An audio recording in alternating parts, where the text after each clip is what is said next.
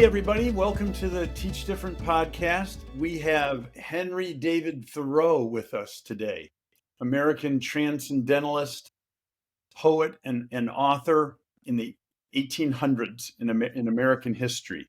And back for the third time now is Jarvis Functions, who's here going to talk about this amazing quote with Henry David Thoreau with us. And then, of course, we have Steve and Dan, me, Fouts, who will be working with Jarvis on this particular quote. This is a deep one. I think people can look at this one and apply it to themselves in some way, and it'll really resonate. I'll get to it in a moment, but first, the Teach Different method. If you listen to any of our podcasts, you know the drill. We start with that philosophy quote, something to make you think, and then we give a claim, we give a counterclaim, we ask questions, critical thinking, inquiry, curiosity, deep thinking. We do it all with the Teach Different method, all starting from a provocative quote. So Henry David Thoreau has joined us with this quote that I will read now twice, and then we'll give Jarvis the first crack at it, so to speak, and then we open it up to Steve and me, and we're off. Not until we are lost do we begin to understand ourselves. Not until we are lost do we begin to understand ourselves. Jarvis, welcome back. Thank you for having me back on the podcast. This quote means to me, it could be a very scary sight, just to being in the unknown, not knowing what's on the other side, where you're going, just even, man, just sitting being alone. It's a scary sight to even deal with your own personal thoughts, things that you go through, But I had wrote this down though, so this is what I feel that it is. I say being lost could be a very scary moment. The thought of the unknown, not knowing what's on the other side, could be very scary for most people.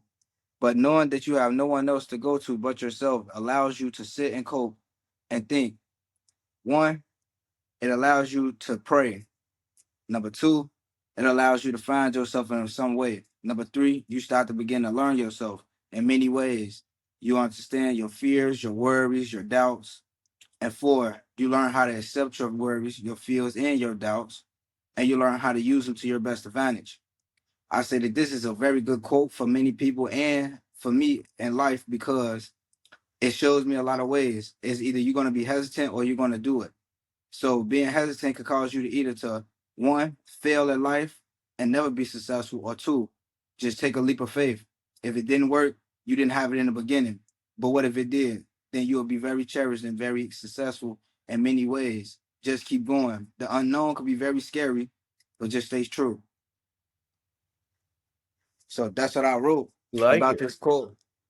And I just feel like it corresponds with a lot. But in the same way, it's like, to me, just being stuck in a situation and not having nobody to go to, or even being jammed up, like, it's a scary feeling just even sitting with yourself and coming to the thoughts of a lot of things that that was childish or that you had the knowledge of and that you just did not do. So who wants to sit around and just, soak and, basically in so many words, who want to just sit there by themselves and soak in their own pity? Because you your own greatest criticizer.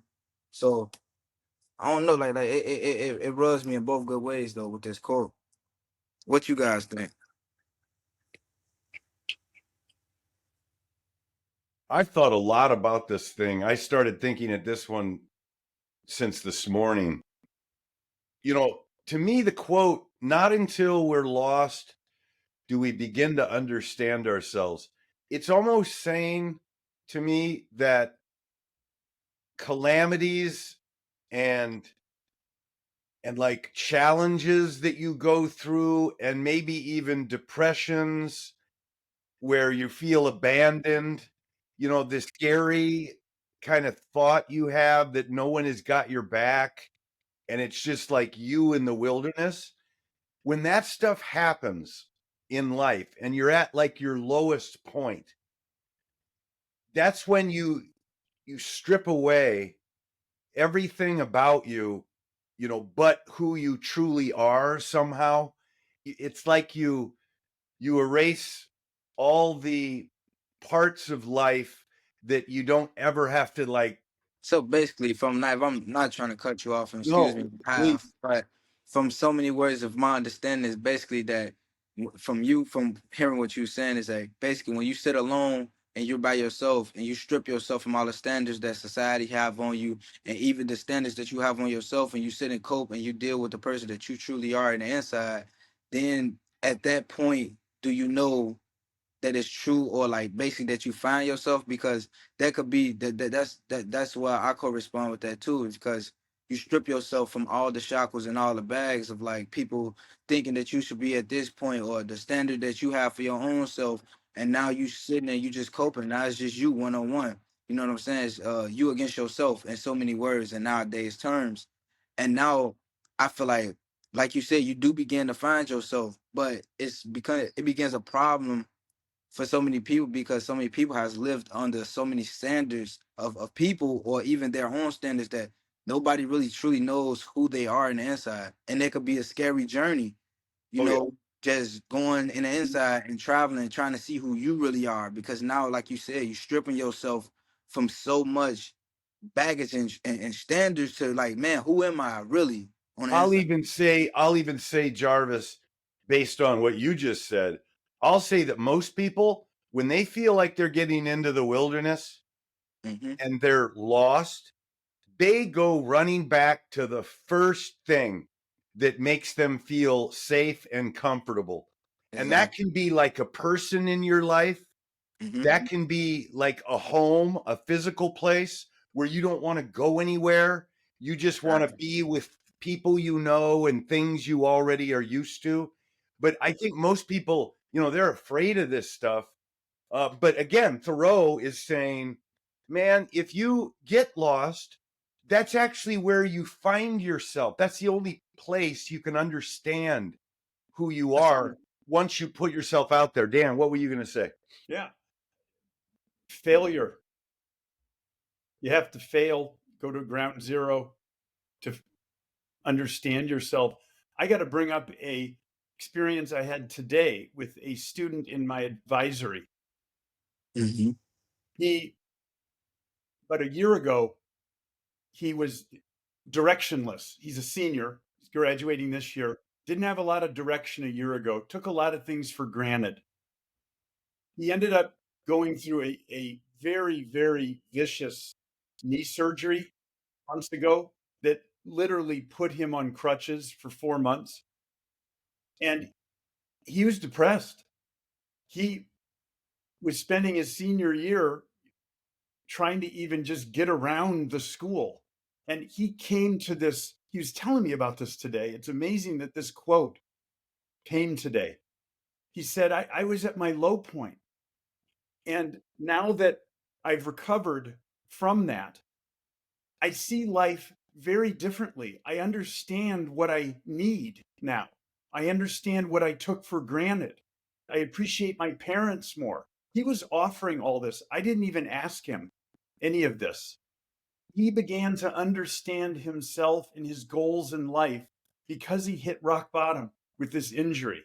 And so I immediately told him, I said, can you talk to the advisory? We're going to have you give your story to the rest of the students and see if they can ante up and provide their own story. It was inspirational. It's very inspirational, and that let alone like we were saying last week, like about finding putting your peace into other things besides people, materialistic things, and all those things of such. You're just trying to put your peace in yourself, and I'm rooting for that guy, because sometimes when you at your lowest point, yet do you find yourself, but you learn to appreciate things more because you understand the value of certain things.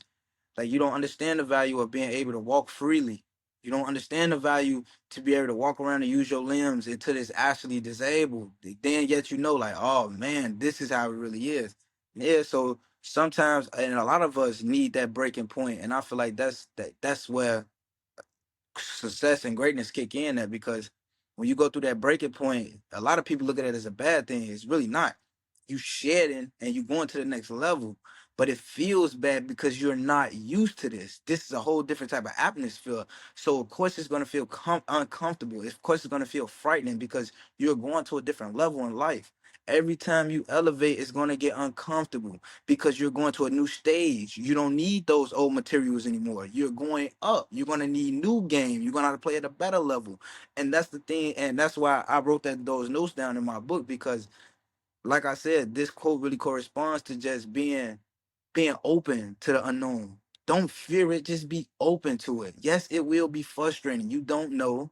Yes, it will be traumatizing because you don't know the outcome. But the thing is that you have to still have trust. You have to have faith. I live off one thing. You got one shot in life. I mean, we can't live that based off of what other people think.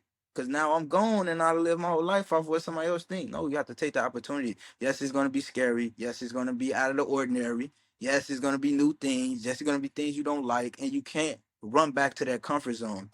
Because now every time you do go out and you experience the weirdness and you run back to comfort, you to put yourself 15 steps back when you was already 20 steps ahead.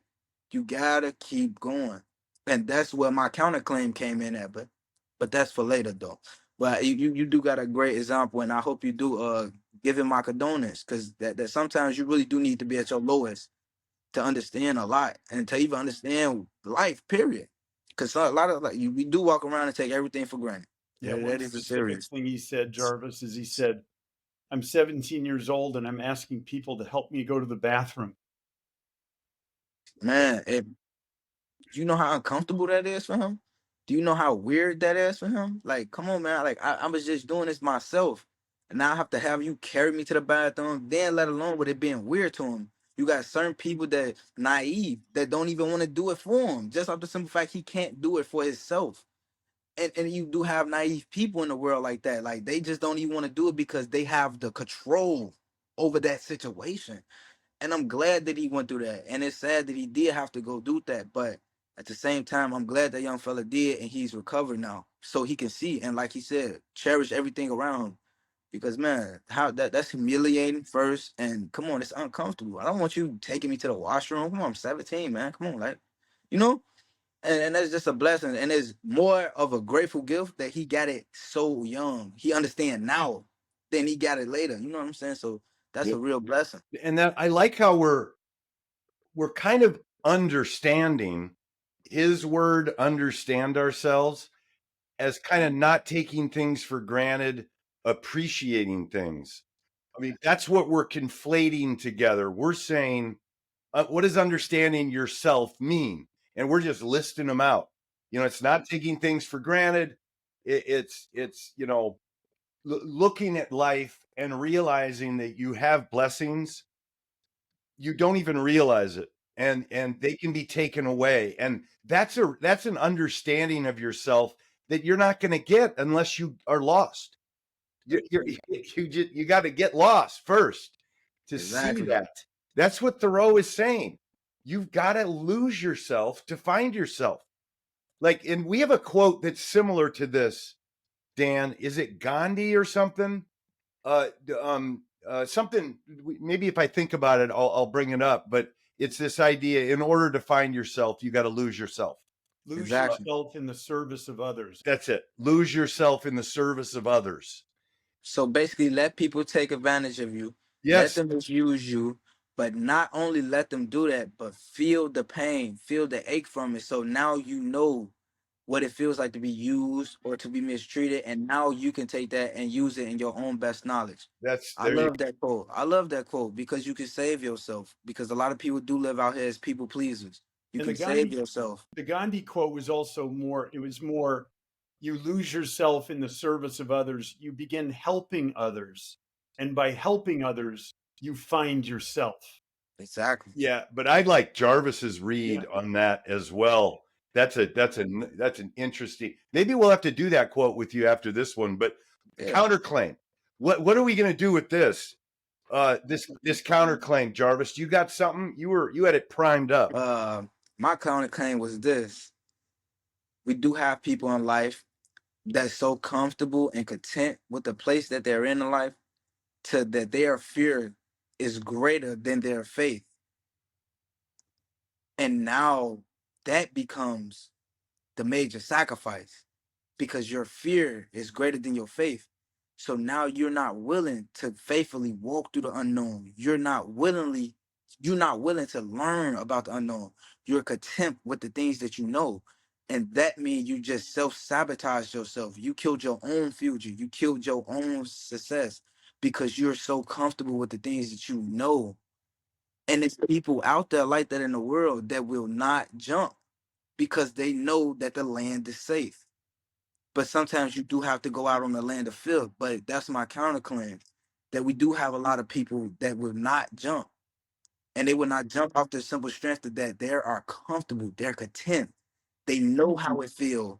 They know where they're at, you know? Add to that, Jarvis, I'm with you there.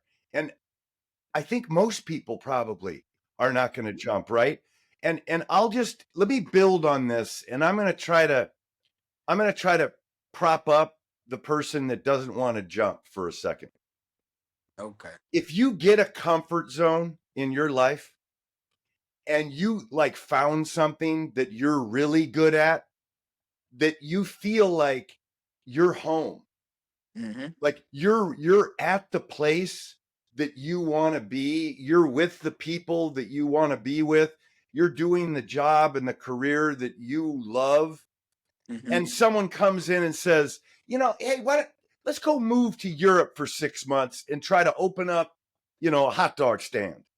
Okay. It part of you, it might say, I don't want to do all that. I'll be lost. Like I'm going to have to figure out so much stuff. I don't even know the language.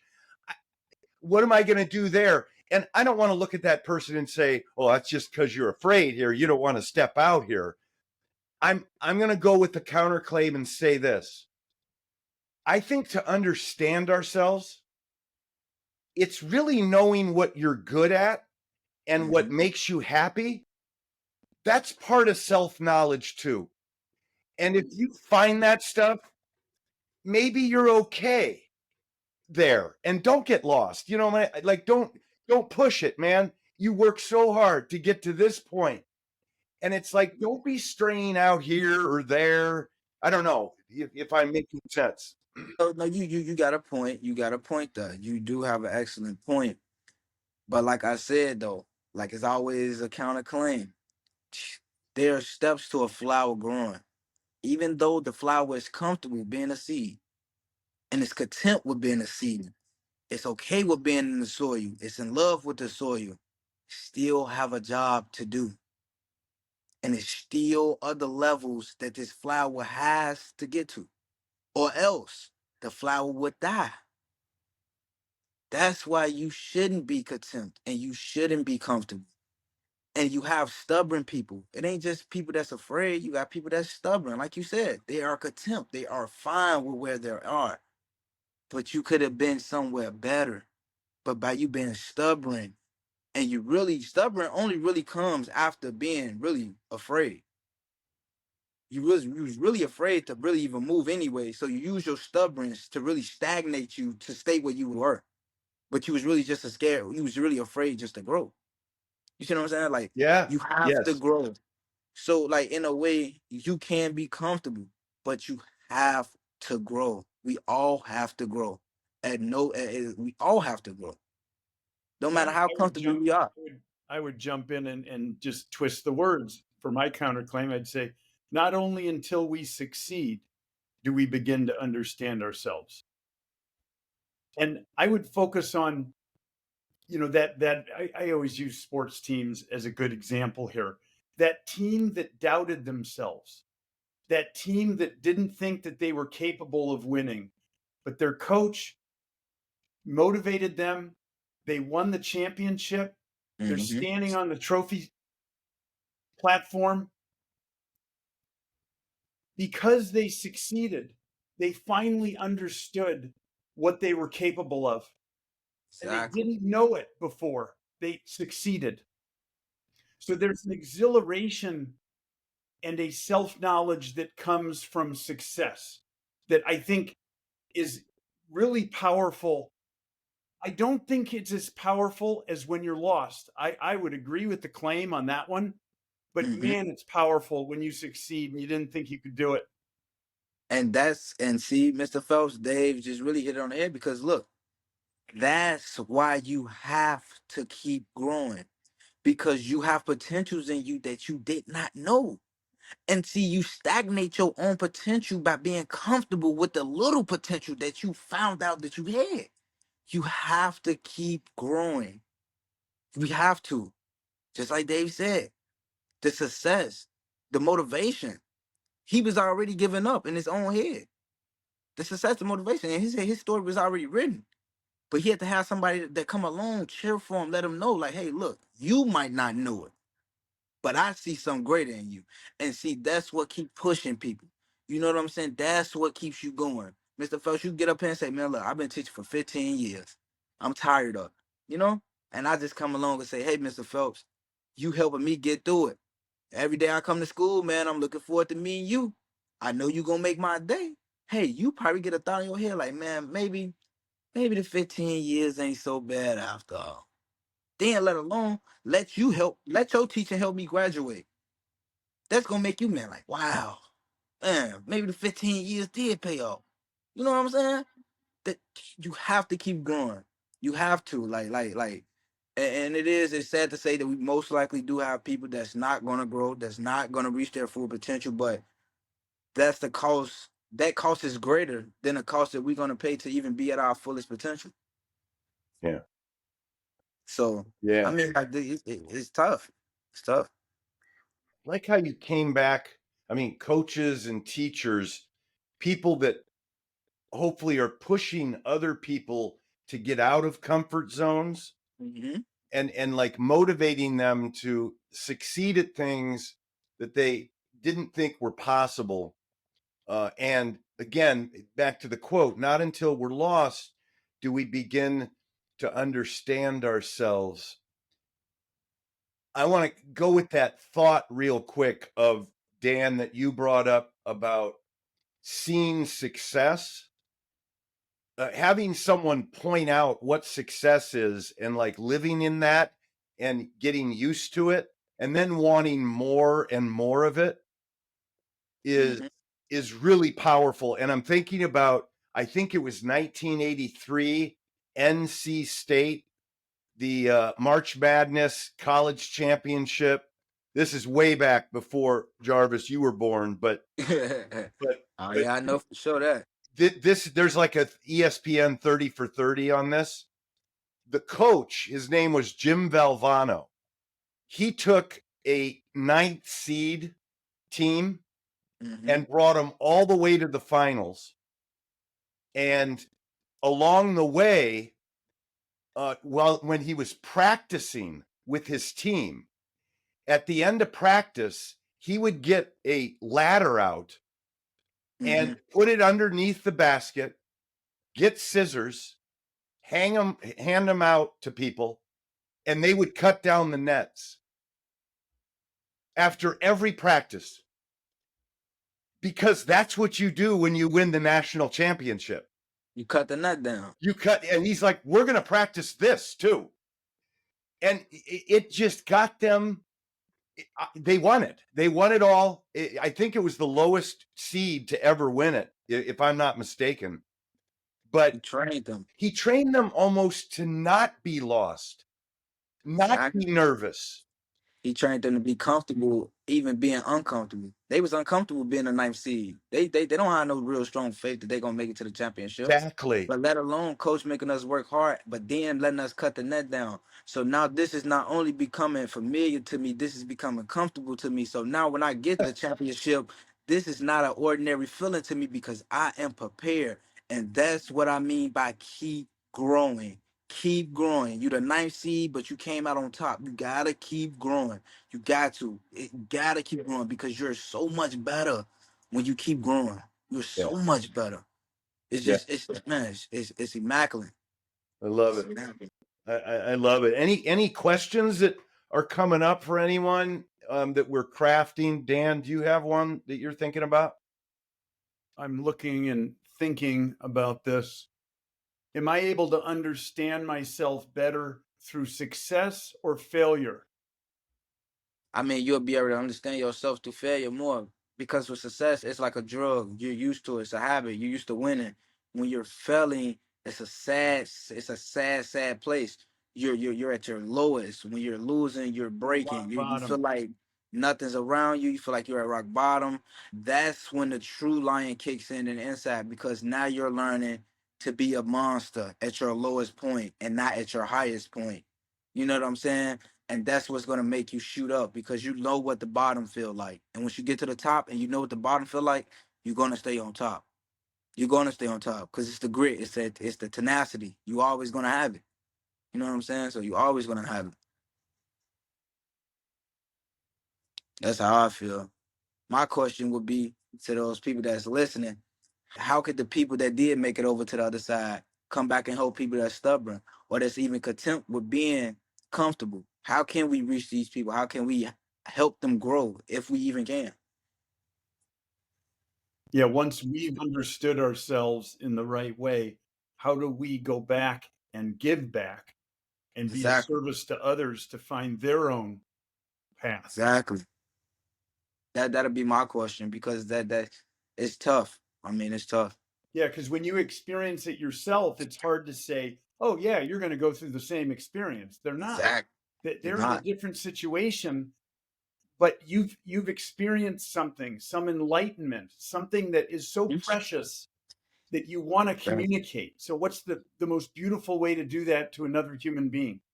I love that, Jarvis. I don't have anything to add on the essential question. I mean, those are really good. I'd add into Jarvis what you just pointed out.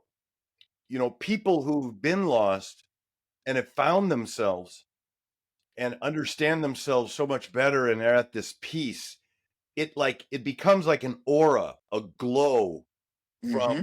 from the person. And here's what gets really kind of frustrating. When other people who don't have that glow and have never gone through the lost phase and are still trying to be something for someone else, and they're really just kind of conforming out of being comfortable, they look at the person that has the glow and they think it's easy. They don't have an appreciation for the wilderness that they came from because they've never seen it. They're thinking it's as easy as what they're doing. They miss it, right? Like, it's how do you convey to people that, hey, this is a lot of work to get to something that you can appreciate, but you've got to realize that it's not going to be easy. So don't, like, give up on it the minute it gets hard. Push yourself out there. True. And I feel like with that, one, to me, I would really only take in my words, I will only take real occupants. And what I mean by that, I will only take people that's really ready to listen, because like you said, when you have that different natural glow and you found yourself, to other people, you could be quite frightening, because or they might look at you like, or try to make you feel different. You know what I'm saying? For being unique. And I would say, like, man, just showing them people, you can't tell them. You could tell them all day that this is a hard road. You're gonna go through a hard situation. Nobody's really gonna honestly find out until they're at their rock bottom moment. And it's sad to say that, because you got teachers out here that can tell you that you're gonna hit rock bottom, but it's like nowadays the experience is the best teacher. Like, you could walk me to the water and say, "Hey, this is the best water on land, Jarvis." Okay, but yet when I find out that I'm thirsty and I'm going to the same water hose and it's dried out, and I come taste your water, then yet will I know that this is the best water in the land. Why? Because I tasted it myself. I experienced it myself. And it's sad to say that that's just how the world goes. Experience is everybody's best teacher. I really think that's a good kind of side quote to this. Not until we're lost do we begin to understand ourselves. Another way to say that quickly is experience is the best teacher of who we are. It's Mhm. going out there and, screwing up, being a little forlorn and lost, and then getting out of that and winning. Like that's yeah. That's it. Yeah, Great. you hit it right on the head. Good. Yeah. I mean, those are good questions and good concluding thoughts. Well, great quote. Henry David Thoreau, coming back 2025, January. Jarvis, Steve, and Dan Fouts. Here we are. And we're talking about his wisdom. And that's why Teach Different Yeah. is so important, because we're talking about ideas that may be from people 200 years ago, but they're just as relevant today when you bring them and match them up with your own personal experiences. So these conversations help us grow and understand ourselves a little bit better, to tie it back in. Sure. So Jarvis, thank you again. Round 3 went awesome. Really appreciate Thank you so much for having me back. you